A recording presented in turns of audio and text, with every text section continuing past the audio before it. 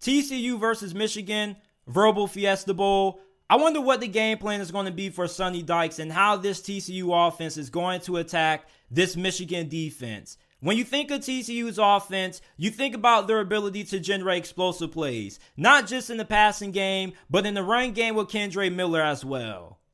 Michigan, though, this is one of the best teams in college football when it comes to not allowing big plays on the ground or in the passing game. TCU, you have to be able to win in space. And you got to be able to do it with speed. We talk about Quentin Johnston, how he probably is the second best receiver in college football behind Marvin Harrison Jr. This guy's a stud. When you watch Quentin Johnston play, he's like a DeAndre Hopkins clone. Great size. The dude pretty much catches everything. Downfield, after the catch, he's a monster. When this dude gets a full head of steam after the catch, he has a good amount of shiftiness and wiggle. He can make you miss. He doesn't just have to run through you with power. This guy is the complete package. But I think Darius Davis is going to be one of the underrated X factors in this game for TCU. He's one of the fastest wide receivers in college football. And when you have this kind of speed, and you're going against a defense like Michigan that has this kind of athleticism up front, you got to be able to kill them on the perimeter, on the outside. You got to find ways to get Darius Davis the ball in space, and you also got to find a way to get Darius Davis some one-on-one matchups with these defensive backs of Michigan. Michigan's secondary is spectacular. Their cornerbacks are outstanding. DJ Turner is an all-Big Ten selection. Will Johnson made the All-American freshman team. Mike Sanders still, we already know he's one of the best slot cornerbacks in college football. He's a great open field tackler. He's also really good in coverage. You saw the big pass breakup that he had against Ohio State when they were trying to throw that touchdown to Stover. This TCU wide receiving core is no slouch. It's not Ohio State, but it's no slouch.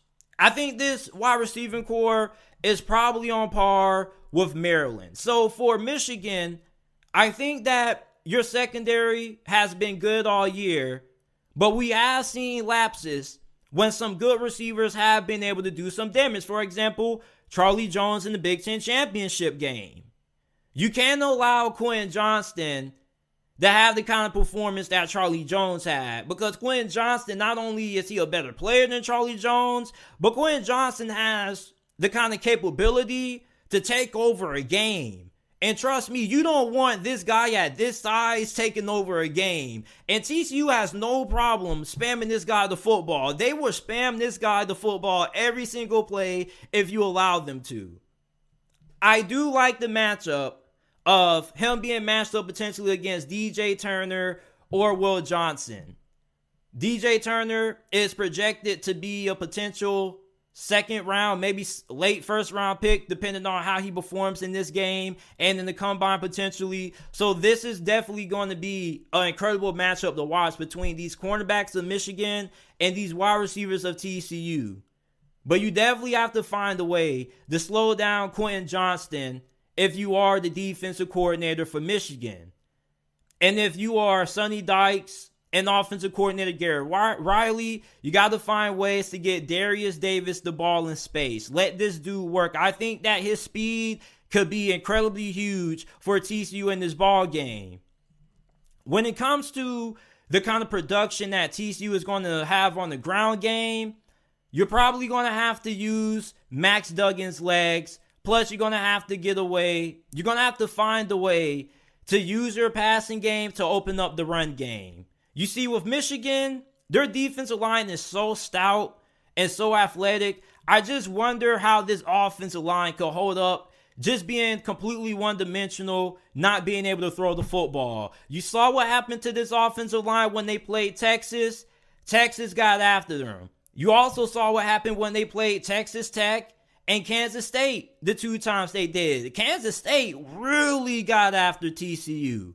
And they were way more physical of a team than TCU in their last two matchups. And that Big 12 championship game, oh my goodness, you saw the shots that Max Duggan was taking from Kansas State? So for TCU in this ball game, You got to find a way to get your ground game involved. Believe it or not, just as much as we say that Michigan is a ground and pound football team, TCU kind of is as well. So when they're at their best is when they're able to wear you down in the ground game. And TCU has been able to wear opponents down late in games. As a matter of fact, that's actually where this run game is at its best late in the fourth quarter with Kendre Miller. And it's ironic that we say that because we kind of look at Michigan's offense and they do the same exact thing. They like to wear you down gradually. The difference between TCU and Michigan in this instance, however, is that you most likely are going to have a really difficult time being able to wear down this Michigan defensive line because not only do they have a lot of talent and depth on that defensive line, but they're just outright stronger and more physical of a team than you up front. And I don't mean to say that in a condescending way, but even when you listen to these TCU coaches talk and these press conferences, they understand that the defensive linemen that Michigan have are unlike anything that TCU has faced all season. Nothing compares to it. You talk to some of these TCU players and you ask them, what is the closest team that they played this year that resembles Michigan? It's Kansas State. And I find that really ironic that the team that resembles Michigan in TCU's eyes, or the team that plays the closest style similar to Michigan as Kansas State, was also the team that was the more physical team than them in the last two times they played. For TCU, the run game is going to have to get set up by Max Duggan. You're going to have to use read options on replays. Max Duggan's legs is going to be huge in this game. But for TCU, you can't go into this game one-dimensional. Your offensive line is not going to be able to hold up. The ground game is going to have to find a way to get involved, and you're going to have to find a way to keep Michigan off balance. Now, defensively, okay, we know that TCU's defense is probably going to have a really hard time in this game slowing down Michigan's offense. And it's not just because of how much talent Michigan has up front. It's also because Michigan's offense is, to be honest with you, a headache. Earlier this season, we thought of Michigan as just this ground and pound football team, and they couldn't really generate a lot of big plays downfield in the passing game. That was a big knock on J.J. McCarthy earlier this season, was the fact that he wasn't able to hit on those deep passing plays. Well, now, late in the season, he's figured it out. You saw what they were doing to Ohio State. They were getting big play after big play after big play on Ohio State. Now, plus, you got to take into account that Ohio State, their defense been giving up big plays all year. They don't know how to tackle. They don't know how to play fundamentally sound, disciplined football. So for TCU, if you're their defensive coordinator, you're looking at the past mistakes of what teams who have faced up against this Michigan offense, where they've went wrong at. And you're trying to see how you can kind of be able to learn from those and be able to implement those into your defense. And I think the biggest key is the fact that TCU needs outstanding play from their safeties. I think when you play Michigan, one thing that I kind of have observed is that they put a lot of pressure on your back end. Your safeties are put in a lot of situations where they have to decide, oh man, okay, I'm in the box. Oh, John, do I have to go ahead, fill this gap? Or, oh, man, do I have to go ahead, cover this tight end? It's just so much to handle when you're a safety and you're matched up against this Michigan offense, because most times than not, these defensive coordinators, when they're matched up against this offense of Michigan, they're putting their safeties into the box, and their safeties end up having moments where they have to decide, okay, do I come down, play the run? Oh, they just got bit with play action. Here they go over the top. So for TCU, your safeties need to have outstanding performances in this game. Your safeties have to be able to do damn near everything. They got to be able to cover. They got to be able to tackle, help out with the run. And not only that, but you just can't sell out to stop the run. I know it's going to be popular for TCU fans to just say, let's stack the box. No, you don't want to stack the box against Michigan. You still got to have numbers against the pass when you play this team because of how they have developed the ability to beat you with play action over the last couple of weeks late in this season. TCU also has to be disciplined. Yes, Michigan may have you beat talent-wise, and, when it comes to the athletes that they have up front, they're probably going to be able to out-athlete you. But at the same time, that doesn't mean that you got to have an awful defensive performances. You can still get stops if you stay disciplined and you stay fundamentally gap sound. That's another thing that Michigan does a very good well at, is getting your defense and your players out of position. A lot of times when Michigan is popping off these big runs, they're getting you out of position. It happened against Ohio State, and this happened a good amount of times when teams have been matched up against this Michigan offense. And TCU just has to flat out be able to keep guys fresh. You got to be able to rotate guys in and out on that defensive line. You already know you're going to be at a size disadvantage. The least you can do is try to find a way to keep you guys as fresh as possible until the fourth quarter. And that's really what it comes down to if you're TCU. If you even want to have a chance, your defensive line has to stay fresh for the fourth quarter. You can't have a performance where you do a good job in the first half and then you just fall apart in the second half. There's a reason why Michigan is one of, if not the best second half team in college football, because they're so persistent with this run game.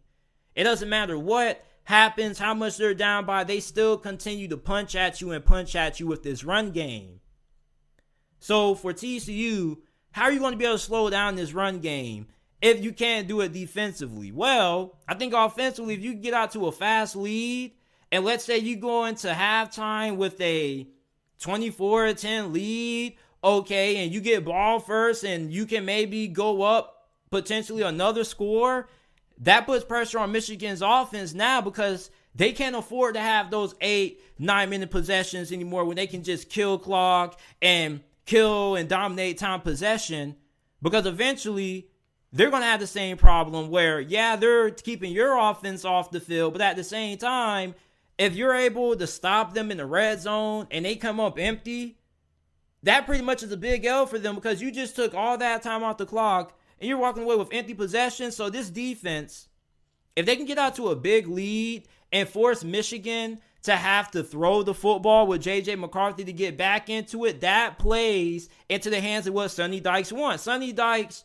in every interview, he's always going to tell you this. He wants J.J. McCarthy to throw the football. When you're able to get J.J. McCarthy to throw the football and you can truly make Michigan one-dimensional, do you know what you accomplish? You just got Michigan playing something. You just got them playing out of their identity. Their identity is not air raid. Their identity is not throwing the football several times to beat you. Michigan wants to run the football 40, 50 times a game. They don't want to have to beat you airing it out. So if you put them in a situation where they have to beat you airing it out, you get them uncomfortable. And that's where Kansas State's defense can really start to try to alter things. Then they can start throwing in different looks, trying to throw in different pre-snap defenses to try to confuse J.J. McCarthy, to bait him into some turnovers or some interceptions. Now, I don't think you're ever going to be able to truly stop the run game of Michigan, simply for the fact that even if you do slow down Donovan Edwards, J.J. McCarthy is still probably going to get his. They're going to get some design quarterback runs, plus he is going to be able to scramble for some yards. So I don't think the run game is truly going to get shut down. But you do have to put Michigan in situations where you got to make them air it out. You got to be able to not only win on the early downs, but you got to be able to get them off the field in third down. Try to put them in obvious passing situations. But I think for TCU, if they can get out to a big lead early, that'd be huge.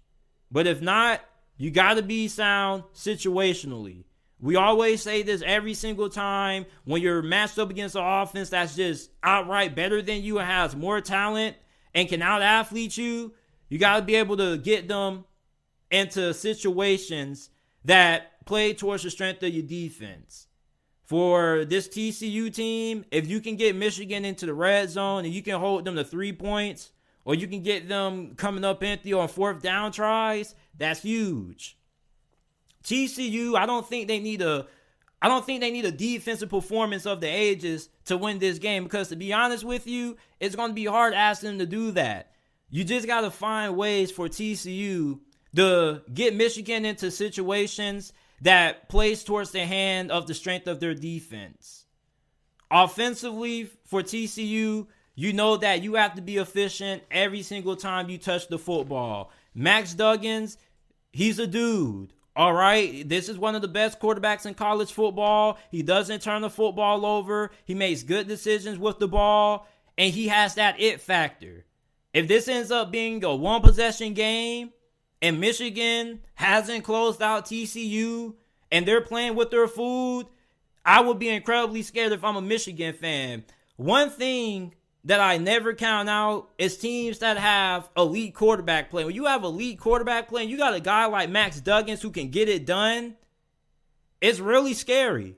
Because then, no matter how talented you are, when you have a quarterback that's just feeling it and he has that go get it, that's really different because it just instills and it boosts the confidence in the performance of the whole entire team. You saw what happened late in that Big 12 championship game. The dude, Max Duggan, was literally willing his team to the win, and although they came inches short of getting that Big 12 victory, I think it is a testament to why this TCU team is where they are right now in this game. This is a scrappy football team.